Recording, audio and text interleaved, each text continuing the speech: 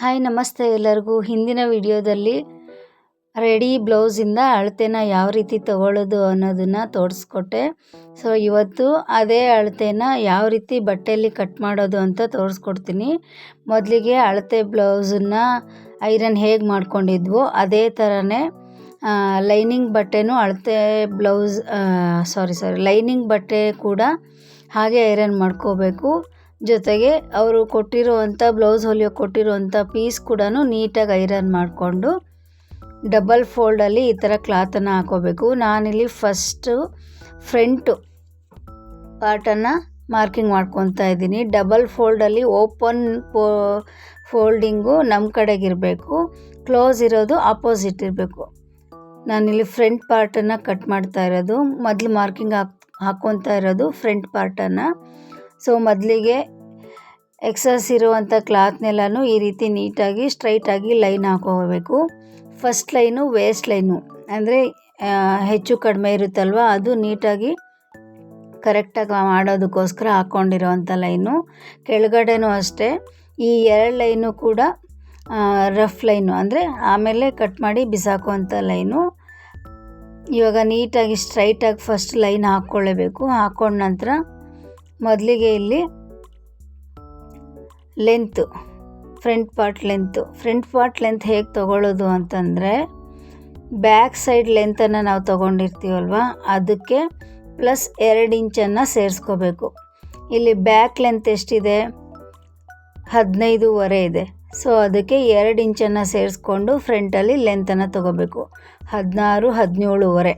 So 17.5 front length ಬಂದುಬಿಟ್ಟು 2 inch extra ತೊಗೋಬೇಕು. ಎಷ್ಟೇ ದಪ್ಪ ಸೈಜ್ ಇರಲಿ, ಸಣ್ಣ ಸೈಜ್ ಇರಲಿ, ಮೀಡಿಯಮ್ ಸೈಜ್ ಇರಲಿ, ಫ್ರಂಟ್ಗೆ 2 ಇಂಚಷ್ಟು ಎಕ್ಸ್ಟ್ರಾ ತೊಗೋಬೇಕು. ನಾನಿದು ಈಸಿ ಮೆಥಡಲ್ಲಿ ಹೇಳ್ಕೊಡ್ತೀನಿ, ಇದರಲ್ಲೇ ಕ್ರಾಸ್ ಬೆಲ್ಟು ಎಲ್ಲನೂ ಬರುತ್ತೆ. ಸೊ ಇವಾಗ 7.5ಗೆ ಮಾರ್ಕನ್ನು ಹಾಕ್ಕೋಬೇಕು. ಈ ರೀತಿ ಲೆಂತಲ್ಲಿ ಒಂದು 2 ಕಡೆ ಈ ರೀತಿ 7.5 ಮಾರ್ಕ್ ಹಾಕ್ಕೊಂಡು ಸ್ಕೇಲಲ್ಲಿ ಲೈನನ್ನು ಹಾಕ್ಕೊಳ್ಳಿ. ನಿಧಾನಕ್ಕೆ ಅಬ್ಸರ್ವ್ ಮಾಡಿದ್ರೆ ನಾ ಏನು ಮಾಡ್ತಾ ಇದ್ದೀನಿ ಅನ್ನೋದು ಗೊತ್ತಾಗ್ಬಿಡುತ್ತೆ. ಬಿಗ್ನರ್ಸು ಕೂಡ ಅರ್ಥ ಆಗುತ್ತೆ. ಈ ರೀತಿ ಒಂದು 3 ಕಡೆ ಈ ಥರ ಮಾರ್ಕನ್ನು ಹಾಕ್ಕೊಂಬಿಟ್ಟು ಆನಂತರ ಸ್ಕೇಲಲ್ಲಿ ಲೈನನ್ನು ಎಳ್ಕೊಂಡ್ರೆ ಕರೆಕ್ಟಾಗಿ ಬರುತ್ತೆ. ಸೊ ಈಗ ಲೈನಲ್ಲಿ ಏನು ಮಾರ್ಕ್ ಹಾಕ್ಕೊಂಡಿದ್ದೀವಲ್ಲ ಅದನ್ನು ಕ್ಲೀನಾಗಿ ಸ್ಕೇಲಲ್ಲಿ ಈ ರೀತಿ ಲೈನ್ ಹಾಕ್ಕೊಳ್ಳಿ. ಸ್ಕೇಲನ್ನು ಕಂಪಲ್ಸರಿ ಯೂಸ್ ಮಾಡಿ, ಸುಮ್ಮನೆ ಕೈಯಲ್ಲಿ ಹಾಕ್ಕೊಳ್ಳೋಕೆ ಹೋಗಬೇಡಿ, ನೀಟಾಗಿ ಬರುತ್ತೆ. ನನ್ನ ಕ್ಯಾಮ್ರಾ ಲೆಂತಲ್ಲಿ ಇಟ್ಟಿರೋದ್ರಿಂದ ಒಂದು 2-3 ಕ್ಲಿಪ್ಪು ಲೆಂತಲ್ಲಿ ಬಂದಿದೆ. ಸೊ ಇವಾಗ ಲೆಂತ್ ನೋಡ್ಕೊಂಡಿದ್ದಾಯಿತು. ನೆಕ್ಸ್ಟ್ ಈಗ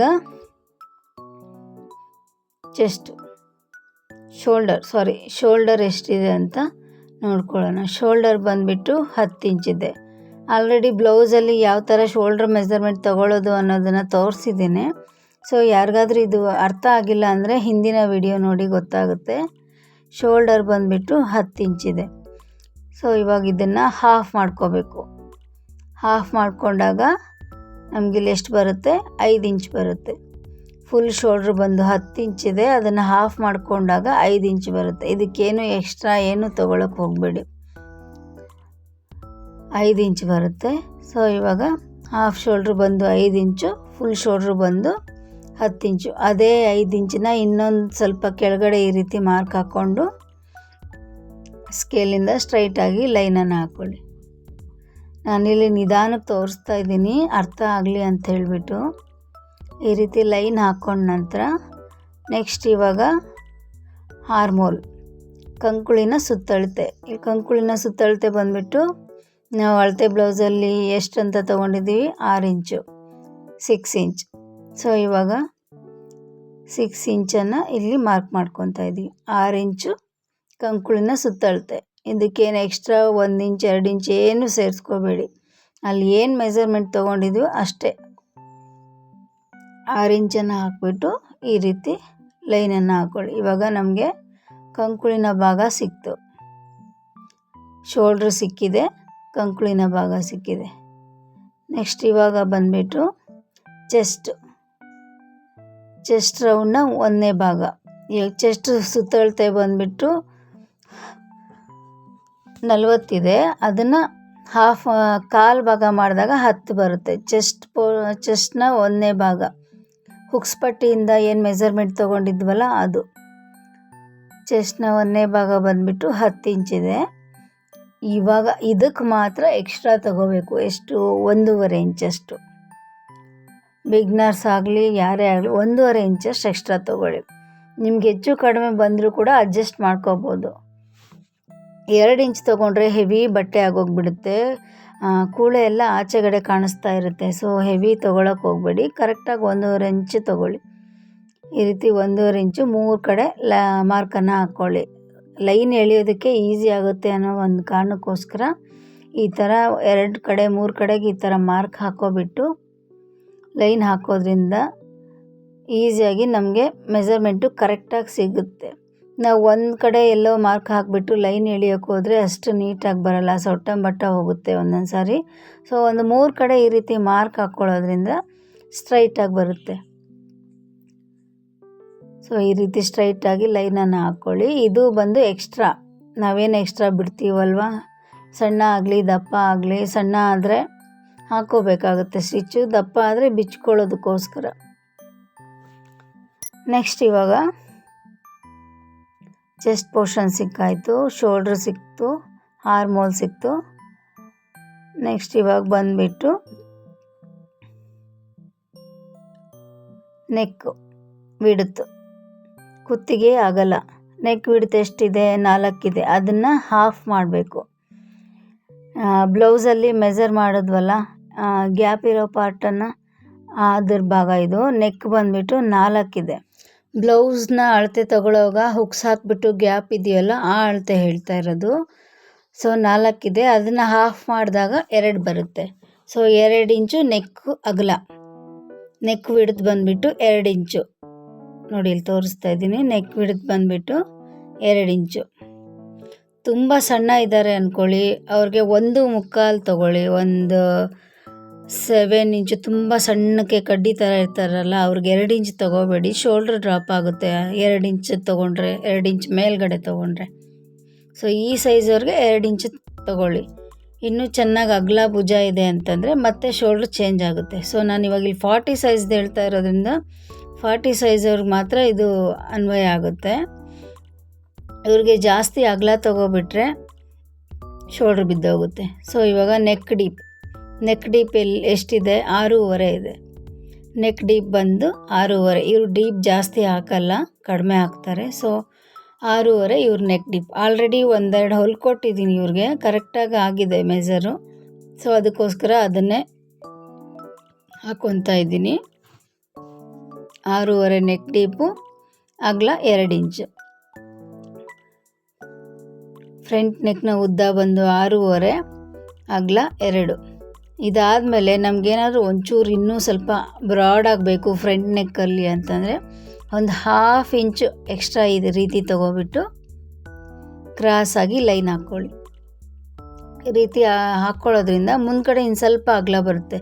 ತುಂಬ ಕ್ಲೋಸ್ ಅನ್ನಿಸ್ತಾ ಇದೆ ಹಾಗೇನಾದರೂ ಅನ್ನಿಸ್ದಾಗ ಈ ರೀತಿ ಅಗಲ ತಗೊಳ್ಳಿ. ಇಲ್ಲಿ ಏನು 1 ಇಂಚು 1/2 ಇಂಚು ತಲೆ ಕೆಡಿಸ್ಕೊಬೇಡಿ. ಸ್ಕೇಲ್ನ ಈ ರೀತಿ ಇಟ್ಕೊಂಡು ರೌಂಡ್ ಹಾಕ್ಕೊಬಿಡಿ. ನಾನು ಬಿಗ್ನರ್ಸ್ಗೆ ಹೇಳ್ತಾ ಇರೋದಿದು. ತುಂಬ ಅವ್ರಿಗೆ ಮೆಜರ್ಮೆಂಟ್ಗಳ ಮೇಲೆ ಈ 1/2 ಇಂಚು 1/2 ಇಂಚು ಎಲ್ಲ ಹೇಳಿಬಿಟ್ರೆ ತುಂಬ ಕನ್ಫ್ಯೂಷನ್ ಆಗಿಬಿಟ್ಟು ಕಟಿಂಗ್ ಮಾಡೋವಾಗ ಕಷ್ಟ ಆಗಿಬಿಡುತ್ತೆ. ಸೊ ಇದು ಕೂಡ ನಾನು ಮಾರ್ಕ್ ತೊಗೊಳ್ಳಲ್ಲ, ನಿಮಗೋಸ್ಕರ ಹೇಳ್ತಾ ಇದ್ದೀನಿ. ಸೊ 3/4 ಇಂಚಿಗೆ ಮಾರ್ಕ್ ಹಾಕಿರೋದಿಲ್ಲಿ ಹಾರ್ಮೋಲಲ್ಲಿ 3/4 ಇಂಚಿಗೆ ಮಾರ್ಕ್ ಹಾಕಿಬಿಟ್ಟು ಈ ರೀತಿ ಕರು ಸ್ಕೇಲ್ ತೊಗೊಂಡ್ಬಿಟ್ಟು ಈ ರೀತಿ ಮಾರ್ಕ್ ಹಾಕ್ಕೊಳ್ಳಿ. ಈ ಸ್ಕೇಲ್ ತುಂಬ ಇಂಪಾರ್ಟೆಂಟು, ಕಂಪಲ್ಸರಿ ತೊಗೊಳ್ಳಿ. ಶೇಪ್ ಬರ್ದಿರೋರು ಕೂಡ ನೀಟಾಗಿ ಹಾಕೋಬೋದು. ಆ್ಯಕ್ಚುಲಿ ನಾನು ಹಾಗೆ ಹಾಕ್ತೀನಿ. ಸೊ ನಿಮ್ಗೆ ತೋರ್ಸೋಕ್ಕೋಸ್ಕರ ಈ ಸ್ಕೇಲನ್ನು ತಗೊಂಡು ಈ ರೀತಿ ಶೇಪನ್ನು ಹಾಕಿದ್ದೀನಿ.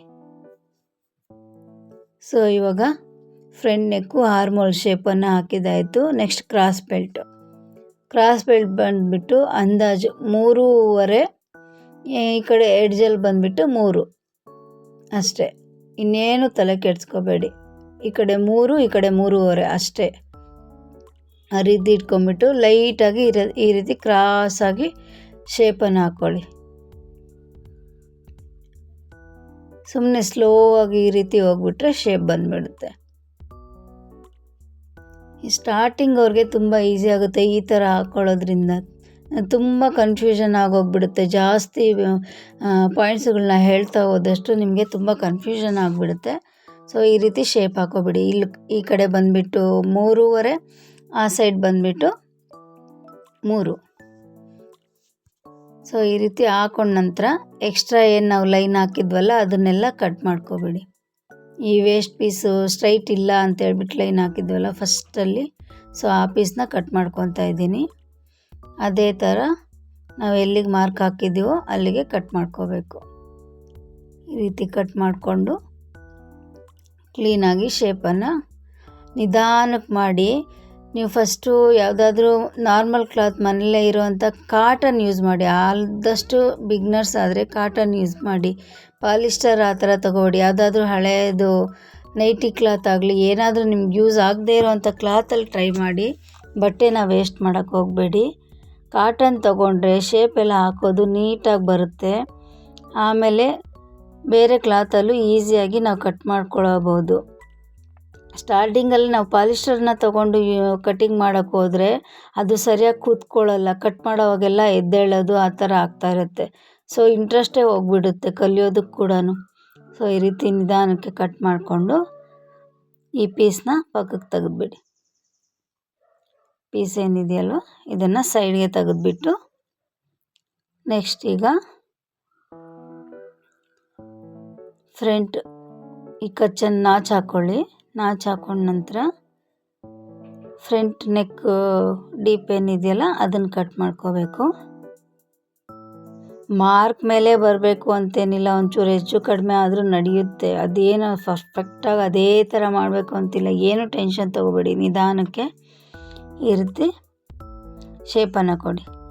ಆನಂತರ ಕ್ರಾಸ್ ಬೆಲ್ಟ್ ಕಟ್ ಮಾಡ್ಕೊಳ್ಳಿ.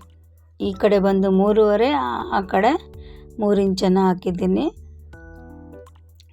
ಈ ರೀತಿ ಕರ್ವ್ ಕೊಟ್ಬಿಟ್ಟು ಶೇಪ್ನ ಕಟ್ ಮಾಡ್ಕೊಳ್ಳಿ. ಸೊ ಇಲ್ಲಿ ಫ್ರಂಟ್ ಪಾರ್ಟು ಸಿಕ್ತು, ನಮಗೆ ಕ್ರಾಸ್ ಬೆಲ್ಟು ಸಿಕ್ಕಿದೆ.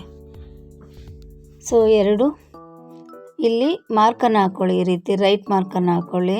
ಸ್ಟಿಚಿಂಗ್ ಮಾಡೋವಾಗ ಈಸಿ ಆಗುತ್ತೆ. ಕನ್ಫ್ಯೂಸ್ ಆಗಿ ಎರಡೂ ಒಂದೇ ಸೈಡ್ ಸ್ಟಿಚ್ ಮಾಡಿಬಿಡ್ತೀವಿ. ಈ ರೀತಿ ಮಾರ್ಕ್ ಹಾಕ್ಕೊಳ್ಳೋದ್ರಿಂದ ಈ ಪಾರ್ಟ್ ಎಲ್ಲಿ ಬರಬೇಕು ಅಂತ ಈಸಿಯಾಗಿ ಗೊತ್ತಾಗುತ್ತೆ. ಸ್ಟಿಚಿಂಗ್ ಮಾಡೋವಾಗ ತೋರಿಸ್ತೀನಿ ಯಾವ ಥರ ಅಂತ. ಸೊ ಈಗ ಡಾಟ್ಸ್ನ ಎಷ್ಟು ಈಸಿಯಾಗಿ ಹಾಕೋಬೋದು ಅನ್ನೋದನ್ನು ನೋಡಿಸ್ತೀನಿ ನೋಡಿ. ಏನು ಕನ್ಫ್ಯೂಷನ್ ಬೇಡ. ಇಲ್ಲೊಂಚೂರು ಎಕ್ಸ್ಟ್ರಾ ಇದೆ, ಅದನ್ನು ಶೇಪಲ್ಲಿ ತೆಗ್ದು ಹಾಕ್ತಾ ಇದ್ದೀನಿ. ಮತ್ತು ತುಂಬ ಒಳಕ್ಕೆ ಹೋಗಬೇಡಿ, ಸಾಕು ಇಷ್ಟೇ. ನೀಟಾಗಿ ರಿಂಕಲ್ ಬರ್ದಿರ ಚೆನ್ನಾಗಿ ಕೂತ್ಕೊಳ್ಳುತ್ತೆ ಇಷ್ಟೊಂದು ಶೇಪ್ ತೆಗಿಯೋದ್ರಿಂದ. ಡಾಟ್ ಪಾಯಿಂಟ್ನ ಹೇಗೆ ತೆಗಿಯೋದು ಅಂತ ಈಸಿ ಮೆಥಡಲ್ಲಿ ಹೇಳ್ಕೊಡ್ತೀನಿ ನೋಡಿ. ಶೋಲ್ಡ್ರ್ ಇದೆಯಲ್ಲ, ಶೋಲ್ಡರ್ನ ಸೆಂಟ್ರಲ್ಲಿ ಈ ಥರ ಫೋಲ್ಡ್ ಮಾಡ್ಕೊಳ್ಳಿ. ಶೋಲ್ಡ್ರ್ ಈಕ್ವಲ್ ಆಗಿರ್ಬೇಕು. ಶೋಲ್ಡರ್ನ ಈ ರೀತಿ ಸೆಂಟ್ರ್ ಪಾರ್ಟಲ್ಲಿ ಈ ಥರ ಮಾಡ್ಕೊಂಡ್ಬಿಟ್ಟು ಗೆರೆ ಎಳ್ಕೊಳ್ಳಿ. ಕೈಯಿಂದ ಈ ಥರ ಗೆರೆ ಎಳೆದ್ಕೊಂಡ ನಂತರ ಓಪನ್ ಮಾಡಿ, ಅಲ್ಲೊಂದು ಗೆರೆ ಸಿಗುತ್ತೆ ನೋಡಿ. ಇದು ಬಂದುಬಿಟ್ಟು ಡಾಟ್ ಪಾಯಿಂಟ್, ಅಪೆಕ್ಸ್ಗೆ ಯೂಸ್ ಮಾಡುವಂಥ ಡಾಟ್ ಪಾಯಿಂಟ್ ಅದು. ಆನಂತರ ಈ ರೀತಿ ಸೆಂಟ್ರಲ್ಲಿ ಮಾರ್ಕ್ ಹಾಕ್ಕೊಳ್ಳಿ. ಸೆಂಟ್ರಲ್ಲಿ ಈ ಥರ ಫೋಲ್ಡ್ ಮಾಡಿಬಿಟ್ಟು ಕ್ಲಾತ್ ಈಕ್ವಲ್ ಫೋಲ್ಡ್ ಮಾಡಿದಾಗ ಇಲ್ಲೊಂದು ಸೆಂಟರ್ ಲೈನ್ ಸಿಗುತ್ತೆ. ಸೊ ಇದಕ್ಕೂ ಮಾರ್ಕ್ ಹಾಕ್ಕೊಳ್ಳಿ. ಡಾಟ್ ಪಾಯಿಂಟ್ ಹಾಕೋದು ತುಂಬ ಈಸಿ. ಈ ಮೆಥಡ್ ಫಾಲೋ ಮಾಡಿ ನೋಡಿ, ನಿಮಗೆ ಅರ್ಥ ಆಗುತ್ತೆ. ಸೊ ಇಲ್ಲಿಂದ ಇಲ್ಲಿಗೆ 2.5 ಅಷ್ಟೇ. ಹುಕ್ಸ್ ಪಾರ್ಟ್ ಹತ್ರ 2.5 ಹಾಕ್ಕೊಂಡಿದ್ದೀನಿ. ಅದೇ ಥರ ಇಲ್ಲಿ 1/4, ಇಲ್ಲೂ 1/4. ಸೊ ಇಲ್ಲಿ 1/4, ಹಾಗೆ ಇಲ್ಲೂ 1/4 ಅಥವಾ 1 ಅಷ್ಟೇ. ಜಾಸ್ತಿ ತೊಗೊಳಕ್ಕೆ ಹೋಗ್ಬಿಡಿ. ಹೆವಿ ಚೆಸ್ಟ್ ಇದ್ದರೆ ಅದಕ್ಕೆ ಮತ್ತೆ ಬೇರೆ ಬರುತ್ತೆ, 3ವರೆಗೂ ತೊಗೋಬೇಕಾಗುತ್ತೆ. ಸೊ ಇಲ್ಲಿ ಆ ಕಡೆ 1, ಈ ಕಡೆ 1 ತೊಗೊಂಡಿದ್ದೀನಿ ನಾನು. 1/4 ಕೂಡ ತೊಗೊಂಡಿಲ್ಲ, 1 ಇಂಚ್ ತೊಗೊಂಡಿದ್ದೀನಿ. ಸೊ ಇಲ್ಲಿ ಕೂಡ 3 ಇಂಚಷ್ಟು ಲೆಂತನ್ನು ಹಾಕಿದ್ದೀನಿ. ಸೊ ಮೇಲ್ಗಡೆಯಿಂದ ಅಪೆಕ್ಸ್ ಪಾಯಿಂಟ್ ಏನು ನೋಡಿದ್ವಲ್ಲ ಅದಕ್ಕಿಂತ 1/2 ಇಂಚ್ ಎಕ್ಸ್ಟ್ರಾ ತೊಗೊಂಡು ಸುಮ್ಮನೆ ಮೆಜರ್ ಮಾಡೋಕ್ಕೋಸ್ಕರ ಅದನ್ನು ತೋರಿಸಿದ್ದು. ಈ ರೀತಿ ಲೈನನ್ನು ಹಾಕ್ಕೊಳ್ಳಿ. ಸ್ಟ್ರೈಟ್ ಲೈನ್ ಸ್ಕೇಲ್ ಯೂಸ್ ಮಾಡೋದ್ರಿಂದ ತುಂಬ ಯೂಸ್ ಆಗುತ್ತೆ. ಶೇಪ್ ಕೂಡ ನೀಟಾಗಿ ಪರ್ಫೆಕ್ಟಾಗಿ ಬರುತ್ತೆ. ಈಗ ಡಾಟ್ ಪಾಯಿಂಟ್ಸ್ 2 ಸಿಕ್ತು. ಇವಾಗ ಇನ್ನೊಂದು ಪಾಯಿಂಟ್ ಯಾವ ಥರ ತಗೋಬೇಕು ಅಂತಂದರೆ ಫ್ರಂಟ್ ಡಾಟ್ ಪಾಯಿಂಟ್ ಈ ಥರ ಕ್ರಾಸ್ ಮಾಡಿದಾಗ ಅಲ್ಲಿ ಒಂದು ಲೈನ್ ಸಿಗುತ್ತೆ. ಈ ರೀತಿ ಲೈನ್ ಹಾಕ್ಕೊಂಡಾಗ ಹೀಗೆ ಗೆರೆ ಎಳ್ಕೊಳ್ಳಿ. ಆವಾಗ ಹಾರ್ಮೋಲಲ್ಲಿ ಬೇಕಾಗಿರುವಂಥ ಡಾಟ್ ಪಾಯಿಂಟ್ ಸಿಗುತ್ತೆ. ಸೊ ಏನು ಗೆರೆ ಎಳ್ತಿದ್ದೀವಲ್ಲ ಅದ್ರ ಮೇಲೇ ಸ್ಕೇಲಿಂದ ಲೈನನ್ನು ಹಾಕ್ಕೊಳ್ಳಿ. ಅಲ್ಲಿಂದ 1.5 ಅಷ್ಟು ಗ್ಯಾಪ್ ಇರೋ ಥರ 1.5 ಇಂಚಷ್ಟು 1.5 ಇಂಚ್ ಗ್ಯಾಪ್ ಇರೋ ಥರ ಮಾರ್ಕ್ ಹಾಕ್ಕೊಂಡು ಇಲ್ಲಿ ಪಾಯಿಂಟನ್ನು ಹಾಕ್ಕೊಳ್ಳಿ. ಸೊ ಇವಾಗ 3 ಡಾಟ್ ಪಾಯಿಂಟ್ ಸಿಕ್ತು. 3 ಡಾಟ್ ಪಾಯಿಂಟ್ ಸಿಕ್ಕ ಮೇಲೆ 4 ಡಾಟ್ ಪಾಯಿಂಟ್ ಕೂಡ ಹಾಕ್ಕೋಬೋದು. ಫಸ್ಟ್ ಇಲ್ಲಿ ನಾಚ್ ಹಾಕ್ಕೊಳ್ಳಿ. ಎಕ್ಸ್ಟ್ರಾ ಏನು ಹಾಕಿದ್ವಲ್ಲ ಕ್ರಾಸ್ ಇತ್ತಲ್ವ ಆ ಕ್ಲಾತ್ನ ಕಟ್ ಮಾಡ್ತಾ ಇದ್ದೀನಿ. ಸೊ ಇದು ವೇಸ್ಟ್ ಕ್ಲಾತು. ಆಮೇಲೆ ಈ ರೀತಿ ನಾಚ್ ಹಾಕ್ಕೊಳ್ಳಿ. ಪ್ರತಿಯೊಂದು ಪಾರ್ಟಲ್ಲೂ ಯಾವ ರೀತಿ ಮಾರ್ಕ್ ಆಗಿದೆಯೋ ಅಲ್ಲೆಲ್ಲ ನಾಚ್ ಹಾಕ್ಕೊಳ್ಳೋದ್ರಿಂದ ಸ್ಟಿಚ್ಚಿಂಗ್ ಮಾಡೋವಾಗ ತುಂಬ ಈಸಿ ಆಗುತ್ತೆ. ನೀವು ಎಷ್ಟು ನಿಧಾನಕ್ಕೆ ನೀಟಾಗಿ ಪ್ರತಿಯೊಂದನ್ನು ಹಾಕೋತಿರೋ ಆವಾಗ ಪರ್ಫೆಕ್ಟ್ ಆಗುತ್ತೆ. ಈ ರೀತಿ ರಫ್ ಮಾಡಿ ಯಾವ ಪಾಯಿಂಟ್ಸ್ ಇದೆಯಲ್ಲ ಈ ರೀತಿ ರಫ್ ಮಾಡಿದಾಗ ಆಚೆ ಕಡೆನೂ ಹಿಂಭಾಗದಲ್ಲೂ ಆ ಪಾಯಿಂಟ್ ಸಿಕ್ಬಿಡುತ್ತೆ.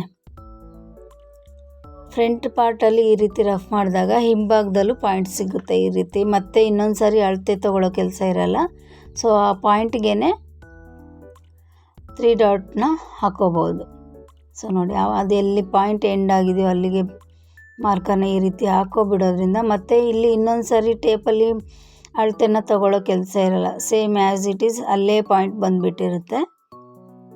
ಈ ರೀತಿ ಬ್ಯಾಕ್ ಸೈಡ್ ಇನ್ನೊಂದು ಸೈಡ್ದು ಪಾರ್ಟ್ದು ಮಾರ್ಕ್ ಹಾಕ್ಕೊತಾ ಇದ್ದೀನಿ. 2 ಕ್ಲಾತೂ ಇಟ್ಕೋಬೇಕು ಫೋಲ್ಡಿಂಗಲ್ಲಿ. ಸೇಮ್ ಇದೇ ಥರ 2 ಕ್ಲಾತ್ ಇಟ್ಕೊಂಡ್ಬಿಟ್ಟು ಮಾರ್ಕನ್ನು ಹಾಕ್ಕೋಬೇಕು. ಈಸಿ ಆಗಿಬಿಡುತ್ತೆ. ಸಪ್ರೇಟ್ ಹಾಕೋ ಕೆಲಸ ಇರಲ್ಲ. ಒಂದಕ್ಕೆ ಹಾಕಿಬಿಟ್ಟು ಮೇಲೆ ಕ್ಲಾತ್ ಇಟ್ಬಿಟ್ಟು ಈ ಥರ ಹೊಡಿತಾರಲ್ವ ಆ ಥರ ಮಾಡೋ ಕೆಲಸನೂ ಇರಲ್ಲ. ಈ ರೀತಿ ಹಾಕ್ಕೊಳ್ಳೋದ್ರಿಂದ ಕರೆಕ್ಟಾಗಿ ಅಲ್ಲೇ ಬಂದುಬಿಡುತ್ತೆ ಪಾಯಿಂಟ್ಸ್. ಸೊ ಇವಾಗ 3 ಡಾಟ್ ಪಾಯಿಂಟ್ಸೂ ಸಿಕ್ಕಿದೆ. 4ನೇ ಡಾಟ್ ಪಾಯಿಂಟ್ ಏನಿದೆಯಲ್ಲ ಅದನ್ನು ಹಾಕ್ಕೊಳ್ಳಿಕ್ಕೆ ಹೋಗಬೇಡಿ. ನಮಗೇನಾದರೂ ಲೆಂತಲ್ಲಿ ಹೆಚ್ಚು ಕಡಿಮೆ ಬಂದಾಗ ಅದನ್ನು ಯೂಸ್ ಮಾಡ್ಕೊಳ್ಳಿ. ಸ್ಟಿಚ್ಚಿಂಗಲ್ಲಿ ಹೇಳ್ತೀನಿ, ನಿಮಗೆಲ್ಲ ಅರ್ಥ ಆಗಲಿ ಅಂತ ತುಂಬ ನಿಧಾನಕ್ಕೆ ಹೇಳಿದ್ದೀನಿ.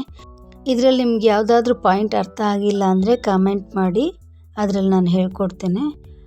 ಸೊ ಲೈಕ್ ಮಾಡಿ, ಶೇರ್ ಮಾಡಿ, ಸಬ್ಸ್ಕ್ರೈಬ್ ಮಾಡಿ. Thank you for watching.